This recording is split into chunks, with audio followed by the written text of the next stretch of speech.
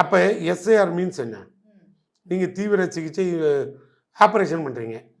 அப்போ இங்கே நீங்கள் எதுக்கு எஸ்ஐஆர் கொண்டு வரீங்க உங்களுக்கு தெரியுமா? வேறு ஒன்றும் காரணம் இல்லை. ஏன் அந்த இதுக்கு எஸ்ஐஆர் வர்றதுக்கு முன்னால் எலெக்ஷன் கமிஷன் என்ன உயிரோடு இல்லாமல் செத்த போச்சு? எலெக்ஷன் நடக்காமல் போச்சா? இவன் ஏன் எலெக்ஷன் இப்போ எஸ்ஐஆர் கொண்டு வரான்னா, இங்கே இருக்கிற தீவிர வாக்காளர்னு சொல்லி டபுள் என்ட்ரியை நீக்கணும்.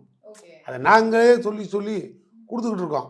அதை அவன் செய்ய இந்த டபுள் என்ட்ரினா இங்கே உங்களுக்கு இந்த ஊரில் ஒரு ஓட்டு இருக்கும், சரி, திருச்சியில் ஒரு ஓட்டு வச்சுருப்பீங்க, சரி, அந்த ஓட்டை நீக்காமல் இருந்திருப்பீங்க. இந்த மாதிரி கரெக்ஷன் பார்க்குறதா நீ சொல்கிற, நீ பாரு, வேண்டான்னு சொல்ல. இப்போ நான் கேட்குறது, வட மாநிலத்திலேருந்து இங்கே வர்றவனெல்லாம் கூப்பிட்டு வந்து நீ ஒரே ஒரு உறுதிமொழி பத்திரத்தை மட்டும் கொடுத்துட்டு நீ எல்லா பேரையும் இங்கே உறுப்பினரை சேர்க்குறேன்னா பிஜேபிக்கு ஒரு 10% ஓட்டை வெளி மாநிலத்திலேருந்து இங்கே இறக்குறாங்க, தமிழ்நாட்டுக்குள்ளே இறக்குறான். யார்? பீகார்.